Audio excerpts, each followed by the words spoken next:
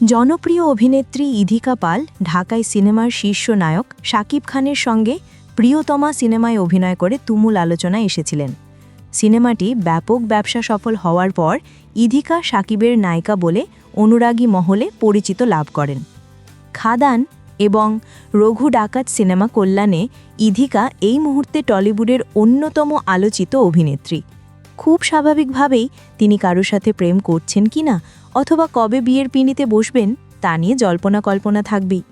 সম্প্রতি encode metro TV নামের একটি ফেসবুক পেজে ভিডিও শেয়ার করা হয়েছে, যেখানে দেখা যাচ্ছে অভিনেত্রীকে প্রশ্ন করা হয়েছে তিনি কবে বিয়ের পিঁড়িতে বসবেন।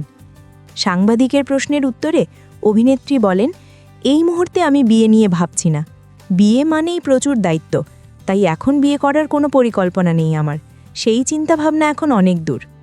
অভিনেত্রী আরও বলেন, আগামী 10 বছরে আমি অনেক কাজ করতে চাই। একজন ভীষণ ব্যস্ত অভিনেত্রী হতে চাই, যা সারাটা বছর কাজ নিয়ে কেটে যাবে। এখন আমার মূল উদ্দেশ্য নিজের কাজে ফোকাস করা। এছাড়া ব্যক্তিগত জীবন নিয়ে এখন চিন্তা করার সময় নেই। ইধিকার টলিউডে প্রথম অভিষেক দেবের সঙ্গে, তাও আবার ব্লকবাস্টার সিনেমায়। এমন ভাগ্য কয়জনের হয়? শুধু দেব নয়, সব কিছু ঠিকঠাক থাকলে সোহমের বিপরীতেই প্রথম অভিনয় করার কথা ছিল ইধিকার। যদিও কিছু সমস্যা থাকার কারণে সেই সিনেমা মুক্তি পায়নি, তাই দেবের বিপরীতে প্রথম অভিনয় করার সুযোগ পান এই অভিনেত্রী।